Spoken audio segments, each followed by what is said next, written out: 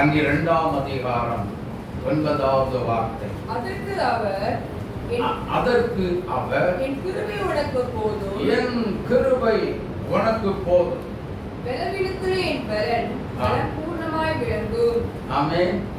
நான் தேவ சமூகத்தில் வந்து காத்திருந்து ஜெபிக்கும் பொழுது கர்த்தர் சொன்ன ஒரே ஒரு வார்த்தை இதுதான், என் கிருபை உனக்கு போதும்.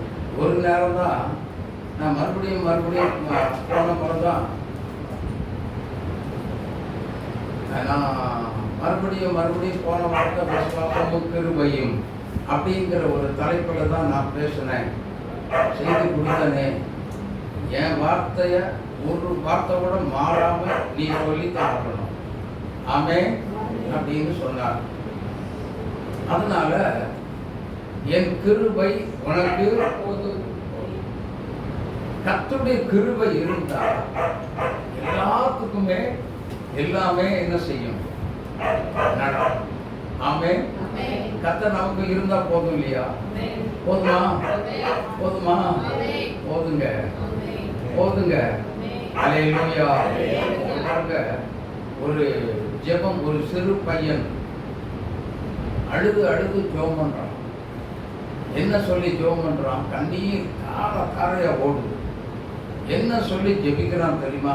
ஏசப்பா, எங்க வீட்டுக்குள்ள சாப்பாடு இல்லை, சமையல் ஆக்குறதுக்கு எந்த ஒரு பொருளும்,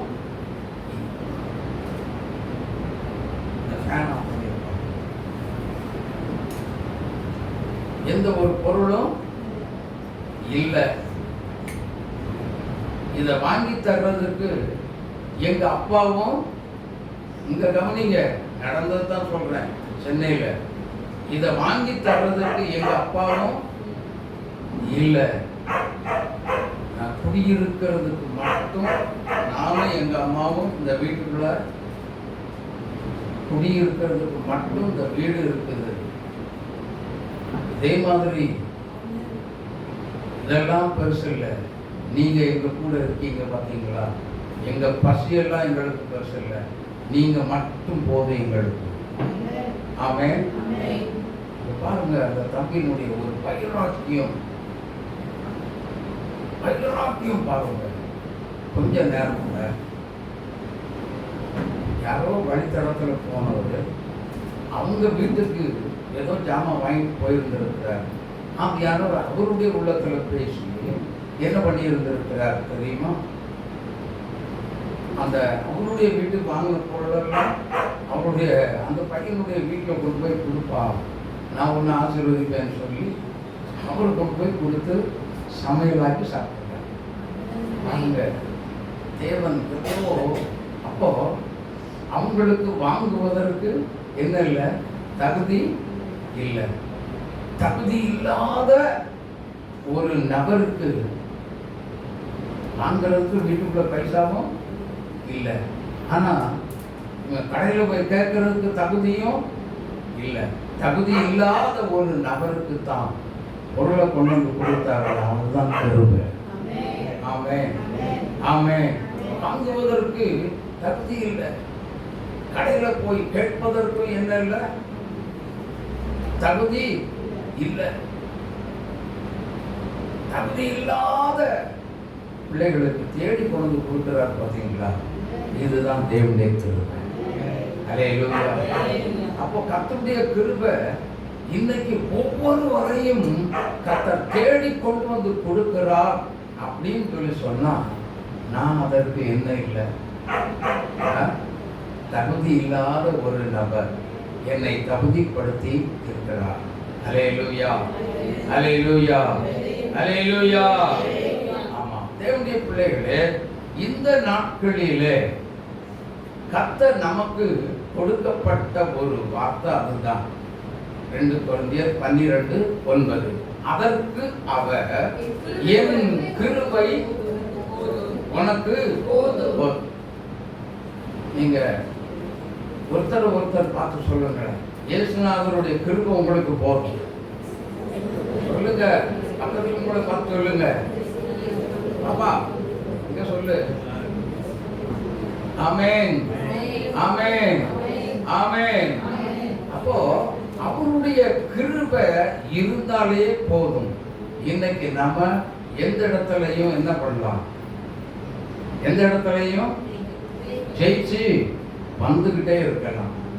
எனக்கு அன்பான தேவனுடைய பிள்ளைகளே, அப்படி நாம் வெற்றி வாகை சூட வேண்டுமானால் தேவனுடைய கிருபையை தந்தவரும் நம்ம கூட கண்டிப்பா இருக்கும்.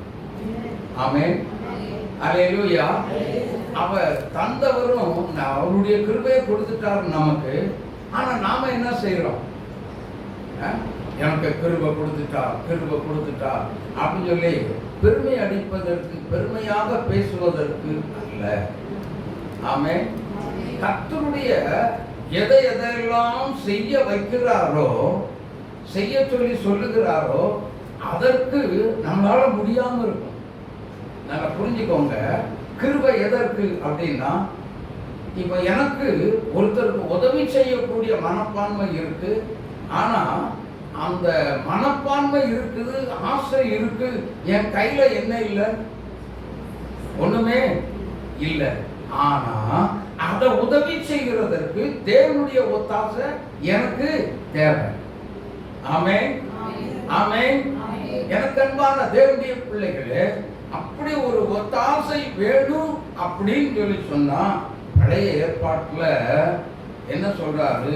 தேவன் தம்முடைய அன்பையும் இரக்கத்தையும் காண்பிக்கிறது தான் தேவனுடைய கிருபை.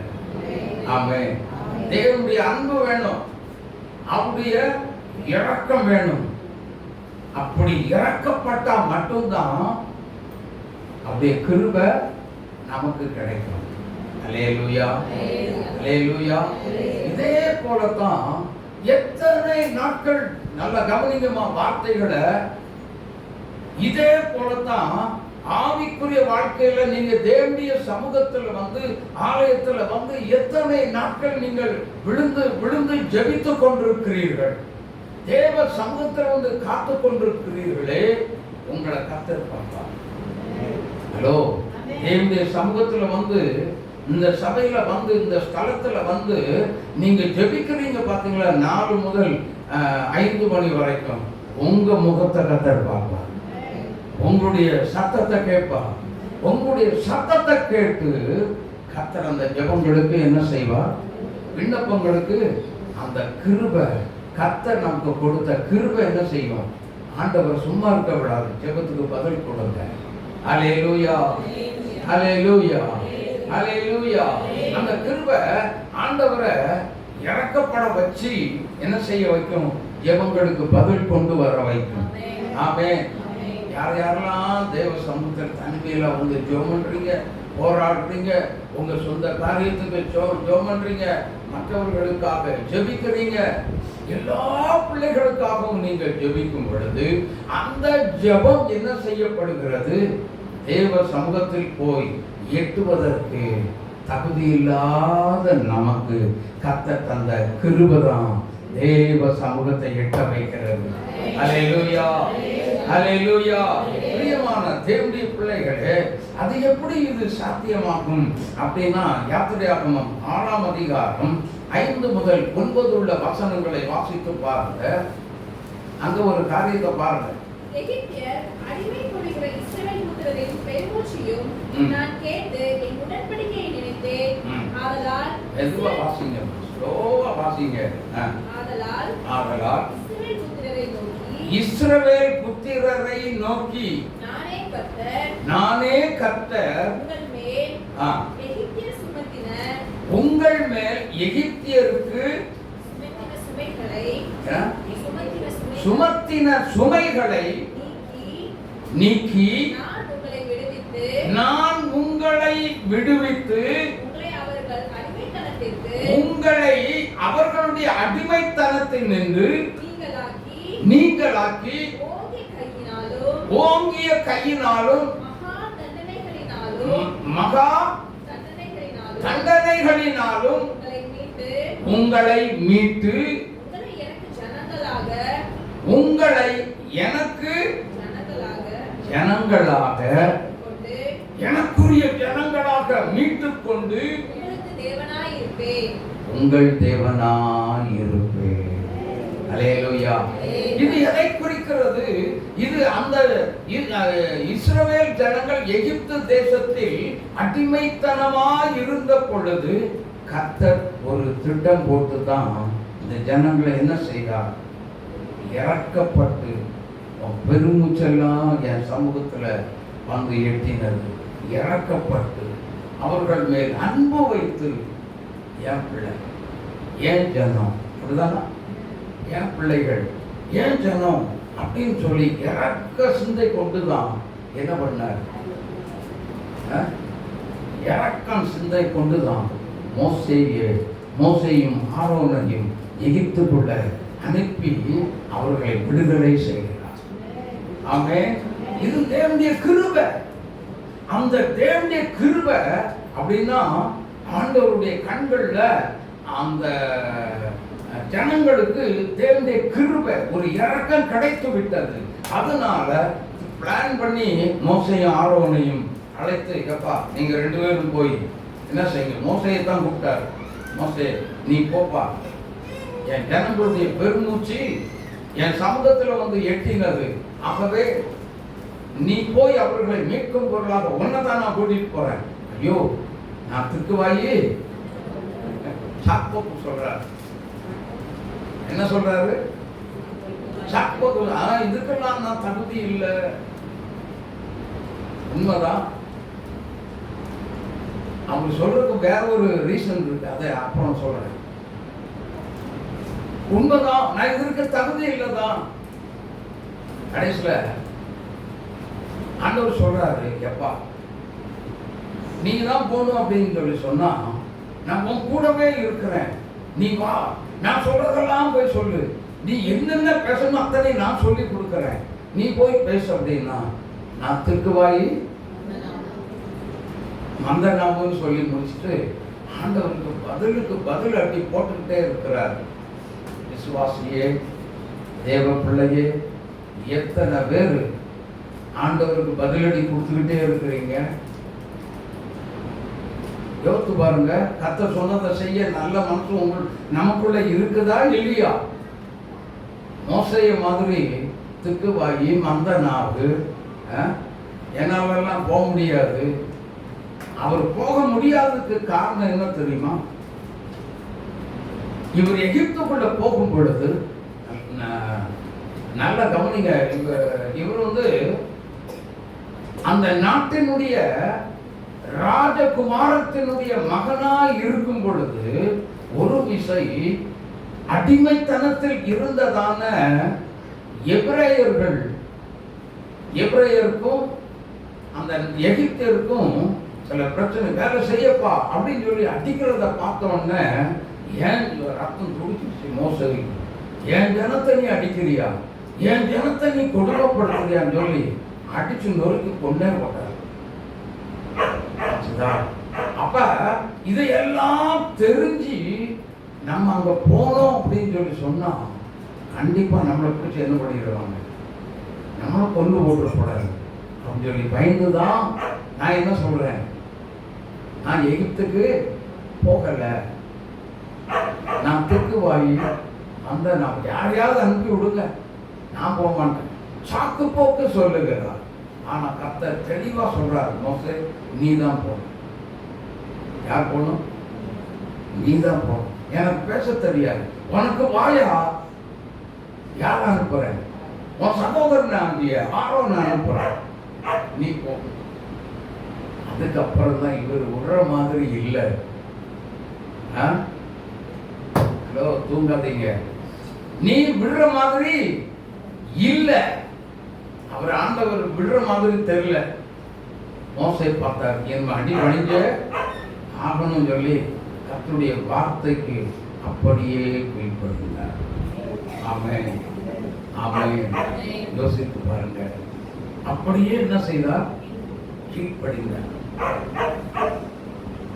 நான் போக மாட்டேன்னு சொன்ன உடனே அதற்கு அடையாளம்லாம் காமிச்சார். அவன் கையில் இருக்கிறது என்ன? கீழே போடு. கீழே போட்டாரு. என்னவா மாறுச்சு? பாம்பா மாறுச்சு. நீ போய் தைரியமா போய் வாழப்படி அப்படின்னா இவர் பயப்படுறாரு. இவருடைய கோலை பிடிக்கிறதுக்கு இவருக்கு பயம். பாருங்க, யோசித்து பாருங்க. கீழே போட்ட உடனே பாம்பா மாறுச்சு, சர்ப்பமா மாறுச்சு. ஆனா நீ வாழப்பிடி அப்படின்னா இப்படி போய் பிடிச்சாரு, டக்குன்னு கோலா மாறிடுச்சு. ஹல்லேலூயா. இதுதான் என்னது, இதெல்லாம் என்ன நம்ப மாட்டான். அப்படியா, உன் கையில உன் மடியில கையை போடு, வெளியேடு. கை போடும்போது எப்படி நல்லா இருக்கு, வெளியில எடுக்கும் பொழுது வெண் குஷ்டம். மறுபடியும் உள்ள போடு, போட்டாரு. போடும்போது குஷ்டரோகியினுடைய கை. ஆனா வெளியே எடு, நல்லா இருக்கு, சூப்பரா இருக்கு. What is that? இது என்னது? இதுதான் கர்த்தருடைய கிருபையின் மகத்துவம். ஆமென். எகிப்திய ஜனங்களை, எகிப்தில் இருக்கிற அடிமைத்தனத்தில் இருக்கிற தேவனுடைய பிள்ளைகளை மீட்பதற்காகவே கர்த்தர் சொல்லுகிறார், நான் ஒன்ன வச்சுதான் நான் செய்ய போறேன். ஹல்லேலூயா. அப்படின்னு அர்த்தம் என்னன்னா, நல்லா கவனிங்க, இந்த வார்த்தைய தெளிவா கவனிங்க. ஒன்னிய வச்சுதான் உங்க ஊருக்குள்ள எழுப்புதலை கொண்டு வர போறேன். ஹல்லேலூயா. ஆமா, நீங்க எந்த ஊருக்குள்ள இருக்கிறீங்களோ அந்த ஊருக்குள்ள எதற்காக இத்தனை வருஷம் வச்சிருக்கிறார்? ஏன் அந்த ஊருக்குள்ள உங்களுக்கு சொந்த இடத்தை கொடுத்தா? எத்தனையோ எதிர்ப்பு வந்துச்சு இல்ல? அந்த ஊரை விட்டு வெளியில வரக்கூடிய சூழ்நிலை வந்துச்சு. இந்த சூழ்நிலையில் மத்தியிலும் கர்த்தர் உங்களுக்கு அந்த ஊருக்குள்ள சொந்த இடத்தையே கொடுத்தாருல்ல. ஏன் கொடுத்து வச்சிருக்கிறாரு? உங்களை கொண்டு ஏதோ ஒரு திட்டம் வச்சிருக்கிறாரு. ஆமென். அந்த திட்டம் தான் கர்த்தருடைய கிருபையின் அடிப்படையில உங்க ஊருக்குள்ள ஒரு எழுப்புதலை கொண்டு வர்றதற்காக. ஹல்லேலூயா. சொல்லவே மாட்டீங்களா?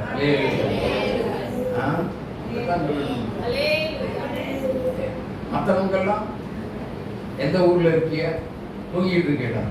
சரங்களை வைத்து அலையிலையா சொல்லுங்க. ஹல்லேலூயா, ஹல்லேலூயா. அப்போ நல்ல தேவனுடைய கிருபைய நல்லா கொஞ்சம் சிந்திச்சு பாருங்க. கர்த்தர் நம்மேல் வைத்த, இஸ்ரவேல் ஜனங்கள் மேல வைத்த அன்பு பெரியது. அதனால்தான் அவர் தான் ஜனங்களை கைவிடுறதுக்கு மனசு இல்லாம முரட்டாட்டம் உள்ள ஜனங்கிறது தெளிவா நம்முடைய ஆண்டவருக்கு தெரியும். இவன் நல்லவன் கிடையாது அப்படிங்கிறதும் தெரியும். நாமெல்லாம் இப்படி அங்கேயே போட்டுட்டு பிஷப்பாகிறதுக்கு தகுதி உடையவன் நினைக்கிறீங்களா? தகுதி இல்லாதவன் சொல்லி தெரியும். தெரிஞ்சுதான் இப்படி ஒரு காரியத்தை கர்த்தரா ஏற்படுத்தி கொடுத்திருக்கிறார். நாம தகுதி இல்லை. எந்த விதத்துல நான் தகுதியா இருக்கிறேன்? இந்த ரூபத்துல தகுதி இல்லை.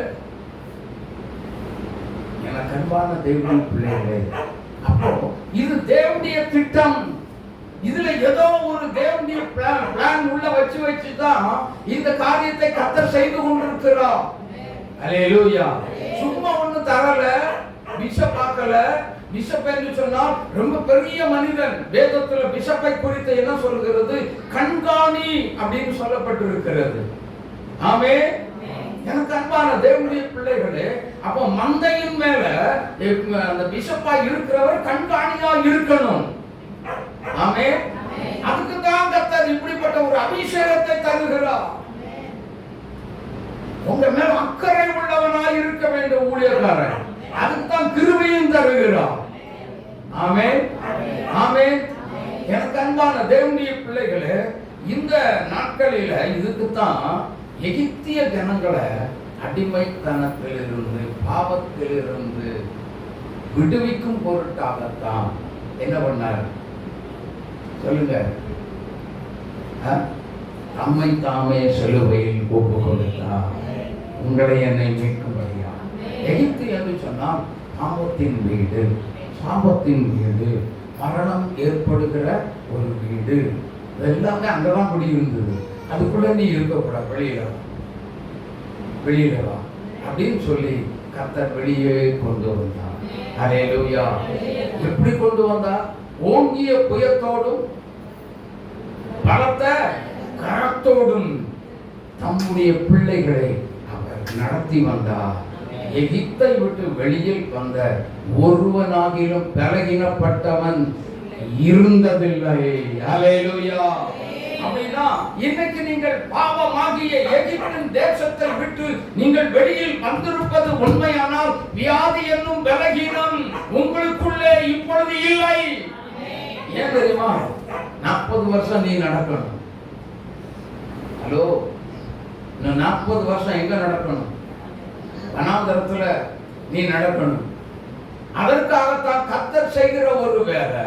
பலகீனப்பட்டு இருந்தா, ஐயோ என்னால முடியல, என்னை தூக்கி யாராவது சுமந்தா பரவாயில்ல, ஒரு வண்டி இருந்தா பரவாயில்லன்னு சொல்லுவாங்க.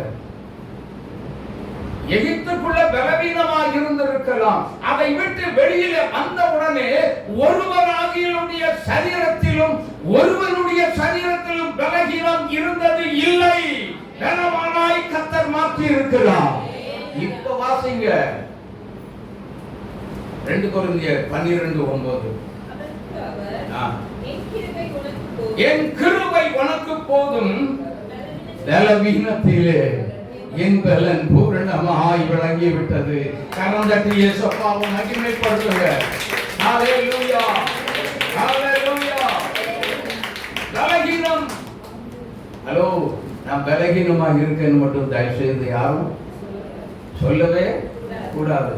ஆண்டவருடைய கிருபை எனக்குள்ள இருக்குது.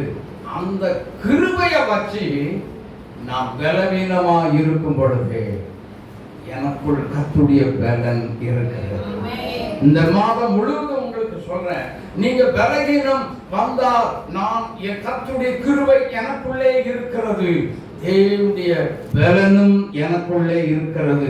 ஆகவே பலவீனம் எனக்குள்ள இருக்கும் போது நான் கிறிஸ்துவுக்குள் பலவானா இருக்கிறேன் அப்படின்னு சொல்லணும். எத்தனை பேர் சொல்லுவீங்க? கரம் தட்டி இயேசுவை மகிமைப்படுத்துங்க.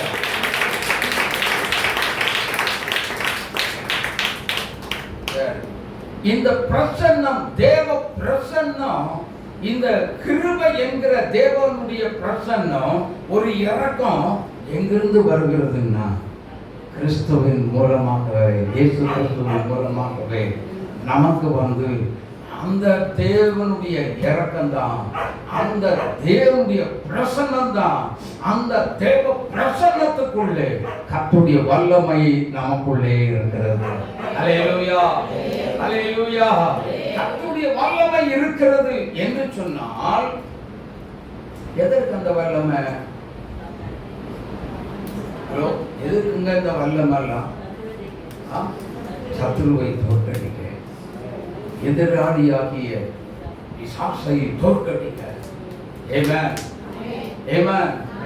சத்தமா சொல்லுங்க. ஹல்லேலூயா, ஹல்லேலூயா. தேவனுடைய பிள்ளைகள், இன்னைக்கு நீங்க ரொம்ப கவனமாக இருக்க வேண்டும். அப்படின்னா கர்த்தருடைய கிருபை இருந்தா தேவனுடைய வல்லமை எனக்குள்ளே இருக்கிறது. எல்லாம் சொல்லுங்க, எல்லாம் சொல்லுங்க, இருதயத்துல கை வச்சு. தேவனுடைய கிருபை எனக்குள்ளே, சத்தமா சொல்லுங்க, தேவனுடைய கிருபை எனக்குள்ளே இருப்பது உண்மையானால் எனக்குள்ளே தேவனுடைய வல்லமையும் எனக்குள்ளே இருக்கிறது. ஹல்லேலூயா. அப்ப தேவனுடைய வல்லமை உடைய தேவ பிள்ளைகளாய் நாம் மாறுகிறோம். ஹல்லேலூயா, ஹல்லேலூயா. எனக்கு அன்பான தேவனுடைய பிள்ளைகளே, இன்னைக்கு இந்த காலை வேளையில, அப்ப நம்ம இந்த மாதத்துல 1000 பிரச்சனை எதிர்த்து வந்தாலும் கவனிங்க, அந்த பிரச்சனையை பார்த்து நம்ம என்ன செய்யணும்? பேசணும். தேவனுடைய கிருபை என்கிட்ட இருக்கு, எனக்குள்ள இயேசுநாதருடைய கிருபை இருக்கு, அந்த கிருபையில தேவ பிரசன்னம் இருக்குது. அந்த தேவ பிரசன்னத்தின் மூலமாகவே எனக்குள்ள ஒரு வல்லமை இருக்கிறது. அந்த வல்லமைக்கு முன்பதாக நீ ஒன்றுமில்லை. அல்லேலூயா. பிரச்சனையை பார்த்து பேச வேண்டும். ஆமென். பிரச்சனையை பார்த்து பேசணும். படிக்க போற காலேஜுக்குள்ள 1008 பிரச்சனை உனக்கு எதிராக வரலாம். பிரச்சனையை பார்த்து நீ பேசு மகனே. வேலையை செய்கிற ஸ்தலத்துல உனக்கு 1000 பிரச்சனைகள் உனக்கு எதிராக எழும்பலாம். நீ சாப்பிட்டு சும்மா இருக்க விட மாட்டான், எழுப்புவான். பிரச்சனையை பார்த்து நீ பேச வேண்டும். பேசி என்ன சொல்லணும்? கர்த்தருடைய வல்லமை எனக்குள்ளே இருக்கிறது, எனக்குள்ளே இருக்கிறது. எல்லாம் சொல்லுங்கப்பா, இருதயத்துல கை வச்சு எல்லாம் சொல்லுங்க. கர்த்தருடைய வல்லமை, கர்த்தருடைய வல்லமை, கர்த்தருடைய வல்லமை. வாயை திறந்து சொல்லுங்க. கர்த்தருடைய வல்லமை எனக்குள்ளே இருக்கிறது, எனக்குள்ளே இருக்கிறது, எனக்குள்ளே இருக்கிறது. ஹalleluya. கரம் தட்டி ஆர்ப்பரி. ஆமென். ஆர்ப்பரிப்போம், ஆர்ப்பரிப்போம், அனந்தம் முடியும் வரை ஆர்ப்பரிப்போம். சத்தமா ஆர்ப்பரிப்போம், ஆர்ப்பரிப்போம், அனந்தம் முடியும் வரை ஆர்ப்பரிப்போம். காலம் திரும்பி கையோடு நிற்போம், கால துணையோடு காணாது விடுவோம். காலம் திரும்பி கையோடு நிற்போம், கால துணையோடு காணாமல் நுழைவோம். இது எழுப்புதலின் நேரமல்லோ, நம்ம யோசுவாவின் காலமல்லோ. இது எழுப்புதலின் நேரமல்லோ, யோசுவாவின் காலமல்லோ. ஹalleluya. இந்த வல்லமையை தருகிறது எதுக்கு தெரியுமா? தேவனாகிய கர்த்தர் நம்மை கொண்டு எதெல்லாம் செய்வதற்கு சித்தம் கொண்டாரோ அதை செய்து முடிப்பதற்கு கர்த்தருடைய வல்லமையாகிய அந்த தேவனுடைய கிருபையை நமக்கு தருகிறார். கரம் தட்டி மகிமைப்படுங்க, கர்த்தரை மகிமைப்படுத்துங்க. நீ காலேஜுக்கு போற, படிக்கிறதுக்காக போற, கர்த்தர் உன்னை கொண்டு போறார் அப்படின்னா உனக்குள்ள தேவனுடைய கிருபை இருந்தால் ஏதோ அந்த காலேஜுக்குள்ள உன்னை கொண்டு செய்ய போகிறார் அப்படின்னு பொருள். ஆமே. அதுதான் என் காலேஜுக்குள்ள கொண்டு போறார், படிக்கிறது கொண்டு போறார், அல்லது வேலை ஸ்தலத்துக்கு கொண்டு போகிறார் அப்படின்னு சொல்லி சொன்னா உன்னை கொண்டு ஏதோ ஒன்று நீ இருக்கிற இடத்துல செய்ய போற. ஆமே. கர்த்தருடைய திட்டம் பிளான் பண்ணி தாங்க உங்களுக்கு எனக்கு உங்களுக்கு கிருபையை கர்த்தர் கொடுத்திருக்க. சும்மா ஒண்ணும் கொடுக்கல, ஏதோ ஒரு திட்டம் உண்டு, ஏதோ ஒரு நோக்கம் உண்டு. ஆமென், ஆமென். அந்த தேவ திட்டம் நிறைவேறுவதற்கு நம்மை முழுவதுமாய் அர்ப்பணிக்க வேண்டும். ஹalleluya, ஹalleluya. அப்ப தேவனுடைய கிருபை எத்தனை பேருக்கு இருக்கு? எல்லாரும் கரங்களை உயர்த்து. எல்லாத்துக்கும் இருக்கு. உங்க இப்போ இந்த கூடாரத்துக்குள்ள இருக்கிற நம்ம எல்லாரையும் வைத்து ஏதோ ஒரு திட்டம் பண்ணிதான் தேவனுடைய கிருபையை நமக்கு கொடுத்து வைத்திருக்கிறார். அந்த திட்டம் என்ன அப்படின்னு கேட்டீங்கன்னா, பாருங்க, இந்த முள்ளுக்குளம் பார்த்துருக்கீங்க, அரமுசா, அது ஏதோ ஒன்று. அதை பிச்சு பார்த்தீங்கன்னா உள்ள என்ன இருக்கு? நொங்கு மாதிரி இருக்கு, அப்படிதானே? ஆனா சிவப்பாவா வரும். இதே மாதிரி நல்லா புரிஞ்சுக்கோங்க, அதை சாப்பிட்றதுக்கு எவ்வளவு டேஸ்டா இருக்குல்ல. இதே மாதிரி தான் கிருபைய நீங்க உடைச்சு பார்த்தீங்கன்னா அதற்குள்ள கர்த்தருடைய வல்லமை இருக்கிறது. அது எப்படி உடைக்கிறது அப்படின்னா, ஆண்டவரே உம்முடைய, நல்லா புரிந்து கொள்ளுங்க, நீ கொடுத்ததின் இந்த நோக்கம், உம்முடைய கிருபையை கொடுத்ததின், எனக்கு கொடுத்ததின் நோக்கம் என்ன என்று ஆண்டவரை பார்த்து கேட்கும் பொழுது, அந்த கிருபைக்குள்ள நான் உனக்குன்னு ஒரு வல்லமையை வச்சிருக்கிறேன், ஒரு கிருபையை வச்சிருக்கிறேன். அந்த கிருபைக்குள்ள உனக்கு ஒரு வல்லமை இருக்கு. என்னுடைய சித்தம் செய். ஹalleluya. என்னுடைய தேவனுடைய திட்டத்தை நீ செய் என்று கர்த்தர் சொல்லுகிறார். ஆமென், ஆமென். சிம்சோனுக்கு தேவனுடைய கிருபை இருந்துச்சு, அப்படிதானா? ஆனா அந்த சிம்சோன் என்ன பண்ணாரு? கடைசி நிமிஷத்துல அவர் சாக போகும்போது என்ன சொன்னார்? ஆண்டவரே, ஒரு நிமிஷம் என்னை நினைத்தரணும். அப்ப அவர் சொல்லும் பொழுது ஒரு வார்த்தை, ஒரு காரியத்தை நம்ம பார்க்கணும். அப்பதான் மொட்டை அடிச்சு முடி முளைக்க தொடங்கிருச்சு, தூண்டி எட்டி பார்த்துருக்கு. ஆனா அந்த ஜபத்தை கேட்டாரா? அந்த ஜபத்தை கேட்டாரா? அசரைய விரதம் போனாலும் கர்த்தர் சிம்சோனுடைய ஜபத்தை கேட்டு ஒரு மிகப்பெரிய ஜீவன் இவர்களோட மடியட்டுன்னு சொல்லி என்ன பண்ணான்? இப்படி ஒரு இழுப்பு பிரதானமான தூணை இழுத்து உடைச்சு போட்டா. ஜீவன் இவர்களோடு மடியட்டும் சொன்னா பாருங்க. அந்த ஜபத்தை கர்த்தர் கேட்டாராமா? தவறி விழுந்தவனுடைய ஜபத்தையே கர்த்தர் கேட்டா, கர்த்தருடைய கிருபை நிரந்தரமா எனக்குள்ளேயும் உங்களுக்குள்ளேயும் வைத்த அந்த தேவனாகிய கர்த்தர் என் ஜபத்தை, உங்க ஜபத்தை கேட்பாரா? கேட்க மாட்டாரா? கர்த்தராய் கேட்பார். ஹalleluya. அப்ப பதில் வரும். நமக்குள்ள இருந்து வெளிப்படும் வல்லமை. ஆமென். ஆமென். அப்போ அந்த தேவ சித்தம் செய்யறது, தேவனுடைய சித்தம்னா என்னங்க? பாட்டை மட்டும் பாடிட்டா போதுமா? என் சித்தம் அல்ல உன் சித்தம் நாதா, என்னாலே அல்ல உம்மாலே ஆகும், என்னாலே அல்ல உம்மாலே ஆகும். இப்படி பாட்டை மட்டும் பாடுகிற பாட்டு வீரனாகவே இருக்கக்கூடாது.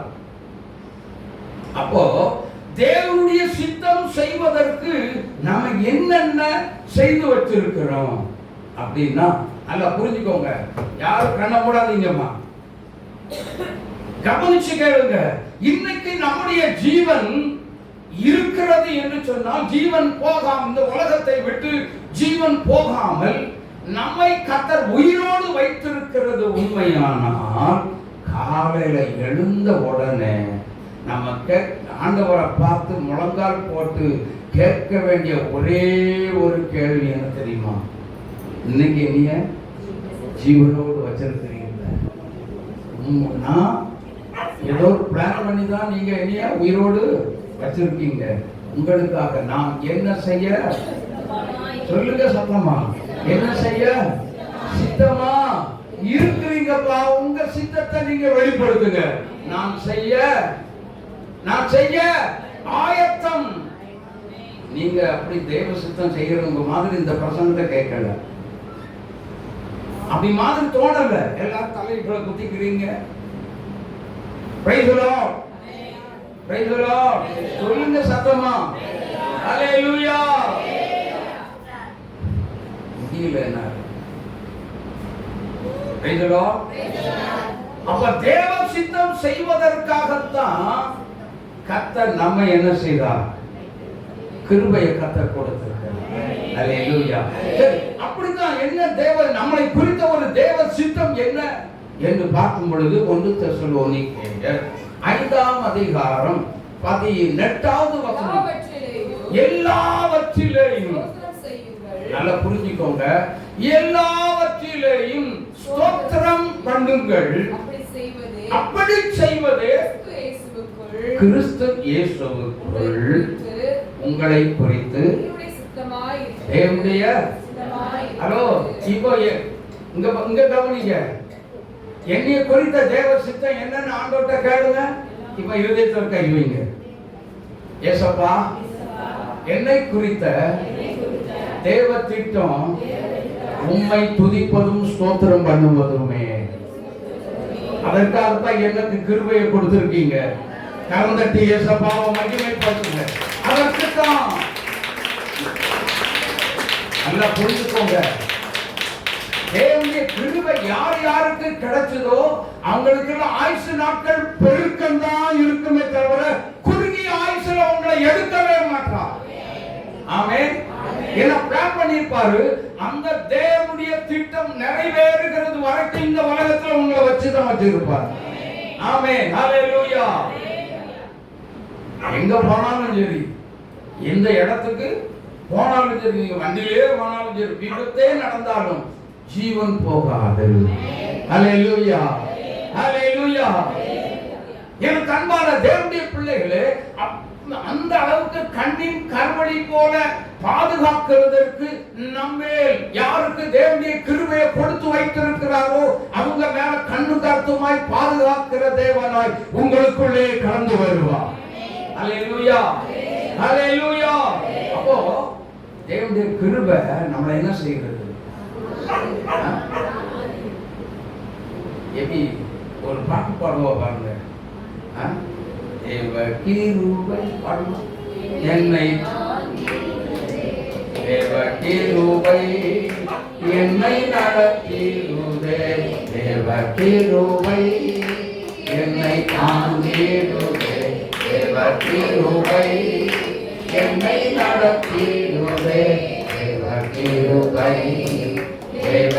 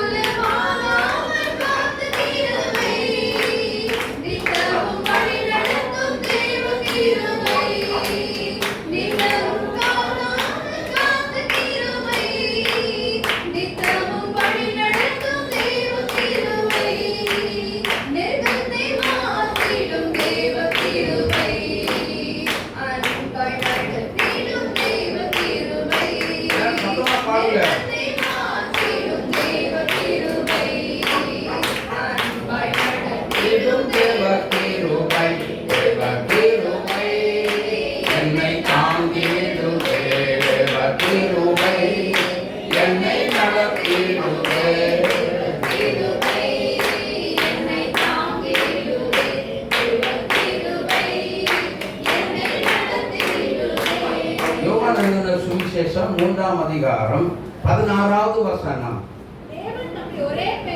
தேவன் தம்முடைய ஒரே பேரான குமாரனை விசுவாசிக்கிறவன் எவனோ அவன் கெட்டு போகாமல்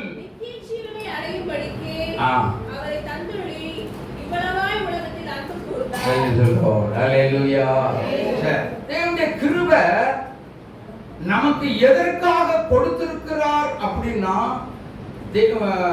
குமாரனாகிய கிறிஸ்துவின் மூலமாகவே நமக்கு ஒரு நித்திய ஜீவனை தருவதற்காகவே அவர் பிளான் பண்ணிதான் கர்த்தர் நமக்கு ஒரு கிருபையை கொடுத்திருக்கிறார். இதை எத்தனை பேர் விசுவாசிக்கிறீங்க? அந்த இயேசு கிறிஸ்து இந்த உலகத்துல கொல்கதா மலையில ஏறி சிலுவை மரத்துல ஏறி ஆணி அடிக்கப்பட்டு அவர் ரத்தம் சிந்தாவிட்டார். அவர் ரத்தம் சிந்தாவிட்டார். இந்த தேவனுடைய கிருபை நமக்கு கண்டிப்பா வந்திருக்கவே வந்திருக்காது. அப்படித்தானே? அவர் நம்மேல் அன்பு வைத்ததுனால தான் சிலுவை மரத்துக்கே போனார். தன்னை தியாக பலியாக ஒப்பு கொடுத்தார். என் மேலையும் உங்க மேலையும். அப்படின்னா சுருக்கமா சொல்றேன், ஒரே ஒரு வார்த்தையில சொல்றேன், மனவாட்டியா இருக்கிற திருச்சபை மேல அன்பு வைத்து. ஆமென், ஆமென். இந்த மனவாட்டியா இருக்கிற திருச்சபை ஜெபிக்காம இருந்தா கர்த்தருடைய அன்பை நீ இழந்து போவாய். தேவனுடைய வசனத்தை நீ வாசிக்காவிட்டால் அல்லது தேவனுடைய வார்த்தையை நீ தியானம் செய்து ஜெபிக்காவிட்டால் கர்த்தருடைய அன்பை நீ இழந்து விடுவாய். கிருபை உன்னை விட்டு வெளியேறிவிடும். இதை புரிந்து கொள்ள வேண்டும். ஆமென். இதற்காகத்தான் எனக்காக உங்களுக்காக இயேசு சிலுவையில் ரத்தம் சிந்தி நம்மை திருச்சபையை மீட்டுக் கொண்டார். ஆமென். நல்லா புரிஞ்சுக்கோங்க. இது நிமித்தம் நம்ம எப்படி இருக்கிறோம்? அதத்தான் இந்த தேவனுடைய சித்தம் செய்ய வேண்டுமே. ஆனால் நம்ம செய்ய வேண்டிய இது நிமித்தம் தான் தேவன் தம்முடைய அன்பை விளங்க பண்ணினபடியினால் தான் நாம் செய்கிற சில காரியத்துக்கு என்ன தேவைப்படுது தெரியுமா? 1 தெசலோனிக்கேயர் 5:18 எல்லாவற்றிலேயும் 5:16 படிங்க. எப்பொழுதும் சந்தோஷமாக இருங்கள். இரண்டாவது, இடைவிடாமல். ஹலோ சொல்லுங்க, பக்கத்துல இருக்கவங்க சொல்லுங்க, தேவனுடைய கிருபை உங்களுக்குள்ள செயல்படணும் அப்படின்னு சொல்லி சொன்னா நீங்க முதல்ல சந்தோஷமா இருக்கணும். ரெண்டாவது இடைவிடாம ஜெபிக்கணும். இங்க சொல்லுங்கப்பா, பக்கத்துல இருக்கவங்க பார்த்து சொல்லுங்க. ஹல்லேலூயா. இடைவிடாம என்ன செய்யுங்க? ஆமா, ஜெபம் பண்ணுங்க. இடைவிடாம என்ன செய்யுங்க? முதல்ல சந்தோஷமா இருங்க. இரண்டாவது இடைவிடாம ஜெபம் பண்ணுங்க. ஹல்லேலூயா, ஹல்லேலூயா, ஹல்லேலூயா. கர்த்தர் உங்களை கொண்டு பெரிய காரியங்களை செய்வார். யார் யாருக்கு தேவ கிருபை கொடுத்து வச்சிருக்கிறாரோ இந்த வசனத்தின் அடிப்படையில நீங்க தேவனுடைய சித்தம் நிறைவேற்றினால் தேவன் உங்களை கொண்டு என்ன திட்டம் வைத்திருக்கிறாரோ அந்த தேவ திட்டத்தை நிறைவேற்றி முடிப்பார். ஹல்லேலூயா. கரங்களை தட்டி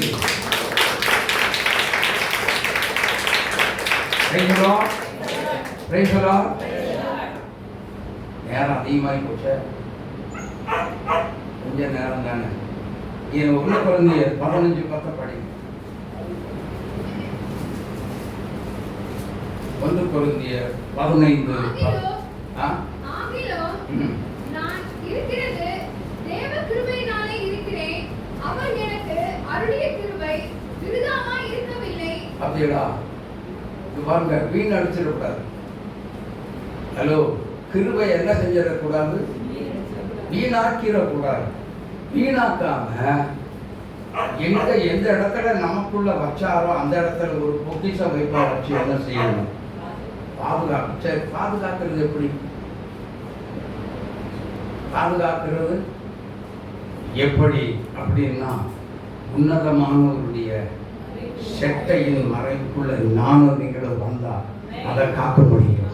அதை காக்க முடியும். நமக்கு எதுவாக இருந்தாலும் இயேசுவை அந்த கிருபையை கொண்டு கர்த்தரையே சார்ந்து கொள்ளலாம். அதுதாங்க. அப்படி இருந்தால் தாங்க பாதுகாத்துக் கொள்ள முடியும். மற்ற எந்த ரூபத்திலும் பாதுகாத்துக் கொள்ள முடியவே முடியாது. ஆமென். முடியும் நினைக்கிறீங்களா? நீங்க உங்க மாம்சத்துல முயற்சி பண்ணா முன்னால நடக்காது. எதுவா இருந்தாலும் கர்த்தரையே சார்ந்து கொள்ளலாம். ஆமென். வாசிங்க, பிலிப்பியர் 2ஆம் அதிகாரம் 13வது வார்த்தை ஒருவர் வாசிங்க.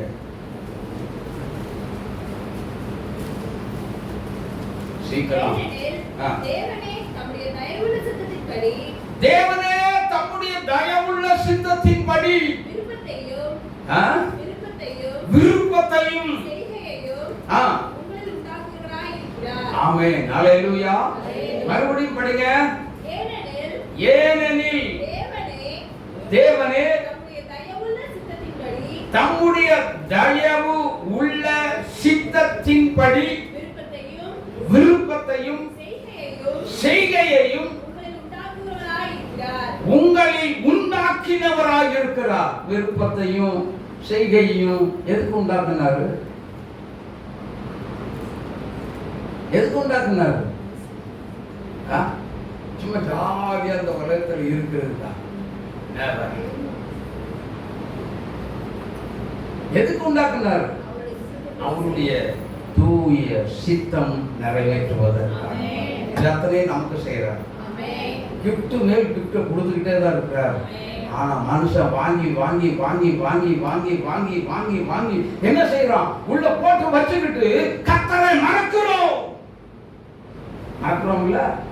கிருபை வச்சு வெளியில கொண்டு வந்தார்ல, சிவந்த சமுத்திரத்தாண்டை போய் என்ன பண்ணணும்? என்ன பண்ணினீங்க? கலவரத்தை உண்டாக்குனீங்களா? வேதம் சொல்லுகிறது, they are all fighting against Moses. கலவரம் உண்டாக்குறதுக்கா உனக்கு கிருபையை கர்த்தர் கொடுத்தாரு. தேவனுக்கு விரோதமாய் முறுப்பதற்காகவா கர்த்தர் கிருபையை கொடுத்தாரு?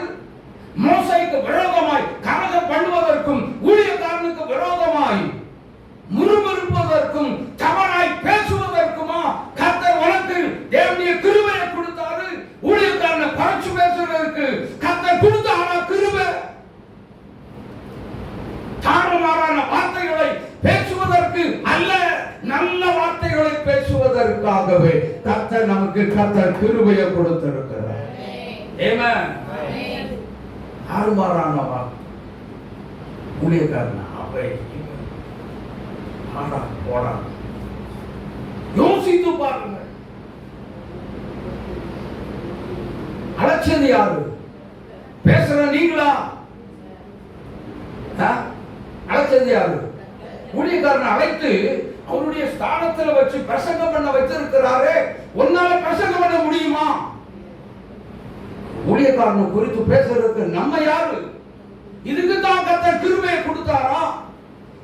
ஒரு ஊழியக்காரனுக்கு விரோதமாய் முறுமுறுக்கலாமா? சண்டை போடலாமா? யோசித்து பாருங்க, கொஞ்சம் சிந்திச்சு பாருங்க. ஒரு வார்த்தை கூட தப்பா சொல்லிடாதீங்க, அது சாபம். ஆமென், ஆமென். கிருபை நம்ம விட்டு ஒரே நொடியில ஓடி போயிடும். ஒரு நொடியில நம்ம கிருபை இழந்துரும். அப்புறம் வல்லமை எங்க? தேவ சித்தம் எங்க? ஒண்ணுமே இருக்க. இதனால தான் இந்த மாதிரி செயல்பாடு உள்ளவங்களுக்கு கர்த்தர் ஒருபோது கிருபை தரவே மாட்டார். ஆமென். நம்முடைய கேரக்டரை மாற்றுவோம், நம்முடைய குணாதிசயங்கள் மாறட்டும். முறுமுறுப்பின் ஜீவியம் வேண்டாம், கலவரம் பண்ணுகிற ஜீவியம் வேண்டாம். ஆமென். அவங்களுக்குள்ள கிருபை இல்லை. ஆமென். அப்படிப்பட்டவரோடு இயேசு பேசவும் மாட்டார். ஆமென். ஒரு காலத்துல நீ அந்நிய பாஷை பேசி இருக்கலாம், பயங்கரமான தீர்க்க தரிசனம் சொல்லி இருக்கலாம். ஆனால் நீ முறுமுறுப்பாயானால், நீ எரிச்சல் அடைவாயானால், நீ ஃபைட்டிங் பண்ணுவாயானால், ஒரு ஊழியக்காரனுக்கு விரோதமா அவன் கிருபை ஒன்றை விட்டு எடுத்து கர்த்தர் எடுத்துருவான். உன்னால் ஒன்றுமே செய்ய முடியாது. அல்லேலூயா, அல்லேலூயா. எனக்கு அன்பான தேவ ஜனமே, கொஞ்சம் சிந்திச்சு பாரு. முதல்ல ஊழியக்காரர்களுக்கு விரோதமா கலவரம் பண்ணுறத நிறுத்து. அதோடு மட்டுமல்ல, எப்பா எங்களை எகிப்து தேசத்துல கலர தோட்டம் இல்லைன்னு சொல்லி எங்களை இங்க கொண்டா என்ன வார்த்தைகளை வசைபாடுறாங்க. வார்த்தைகளை என்ன சொல்றாங்க? நாங்க மறுபடியும் அந்த என்ன பண்றோம், எகிப்து தேசத்தை நினைக்கிறோம். வெள்ளரிக்காய், அப்புறம் டொமேட்டிக்காய், அங்குள்ள பூண்டு எல்லாத்தையும் நாங்கள் என்ன வனாந்தரத்தில் கர்த்தர் பட்னியாவா போட்டு கொண்டு போயிட்டு இருக்கிறாரு இல்லையா? நீ மன்னாத்தானே கேட்ட, கொடுத்தாருல்ல. அண்ணாவை கேட்டவங்கள கொடுத்தாருல்ல. இறைச்சிய கேட்டீங்க, கொடுத்தாரா கொடுக்கலையா? ரெண்ட முறுமுறு. முன்னாடி செங்கடல் நின்னா அதை காட்டிலும் பெரியவர் அப்படிங்கிறது தெரியாதா? யோசித்து பாருங்க. பிரச்சனை முடிவு கர்த்தருடைய நமக்கு தந்த தேவனுடைய கிருபை. அந்த கிருபையை கொண்டு பிரச்சனையை பார்த்து பேசும் பொழுது அதில் ஒரு பெரிய விடுதலை நமக்காக காத்திருக்கிறது. அதுதான் தேவ சித்தம். அதாவது நீங்க எனக்கு கிருபையை கொடுத்துருக்கீங்க, உடைய தூய சித்தம் என்னில் நிறைவேற்றும் அப்படின்னு ஜெபிக்கும் பொழுது கர்த்தர் நிச்சயமா என்ன செய்வார்? கர்த்தர் நிச்சயமா தருவார். ஆமென். சந்தோஷமா அவனுடைய கிருபை நாம் ஏற்றுக்கொள்ளலாம். அல்லேலூயா. நீதிய நம்ம சாயங்கால கூட்டத்தில் கேட்கலாம். சரியா? யாரும் மிஸ் பண்ணிடாதீங்க. சாயங்கால கூட்டம் ரொம்ப முக்கியமாக இருக்கணும். நீங்கள் இருந்தால் தான் ஃபுல்லும் கேட்டுக்கொள்ள முடியும். கர்த்தர் தாமே நம்மை ஆசீர்வதிப்பாராக. ஆமென், ஆமென்.